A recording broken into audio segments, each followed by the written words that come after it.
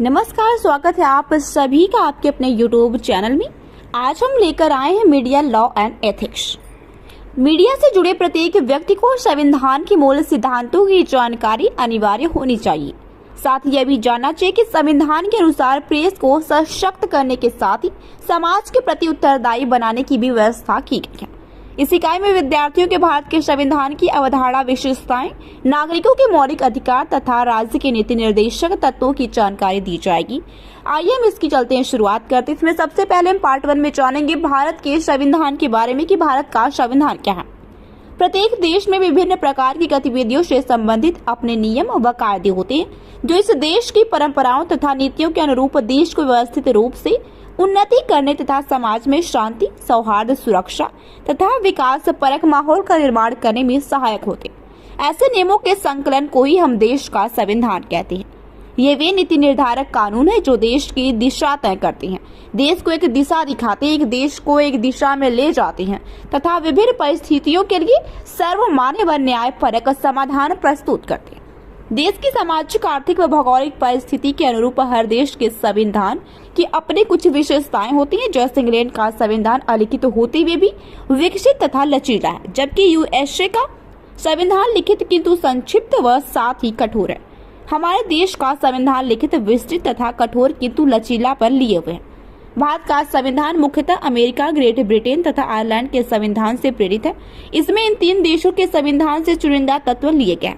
Great Britain के संविधान में संसद की संप्रभुता है, जबकि अमेरिका के संविधान में न्यायिक सर्वोच्चता का सिद्धांत अपनाया गया है। भारतीय संविधान में इन दोनों प्रकार की सर्वोच्चता के मध्य संतुलन कायम रखते हुए विभिन्न परिस्थितियों में दोनों को महत्वपूर्ण स्थान प्रदान किया गया।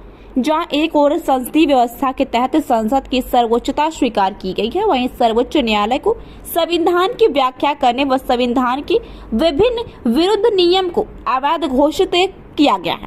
इसी प्रकार आयरलैंड के संविधान में नीति निर्देशक तत्व भी लिए गए हैं। 42वें संविधान संशोधन द्वारा संसदीय प्रमुखता को बल दिया। 43वें संविधान संशोधन द्वारा पूर्व की स्थिति पुनर्स्थापित कर दी गई थी।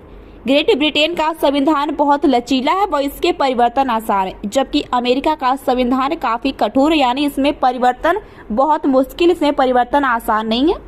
किंतु भारतीय संविधान कठोर होते हुए भी लचीला है, यानी कि इसमें परिवर्तन आसान नहीं है लेकिन अत्यंत दुष्कर भी नहीं है, यानी कि इसमें परिवर्तन किया भी जा सकता है।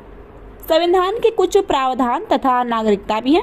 नए राज्यों का गठन, इन सभी मामलों में संसद में सामान्य बहुमत से निर्णय लिया जा सकता है, जबकि नागरिकों के मौलिक अधिकार या नीति निर्देशक तत्वों के मामले में संसद में उपस्थित व मतदान करने वाले सदस्यों के 2/3 बहुमत से ही कोई निर्णय लिया जा सकता है।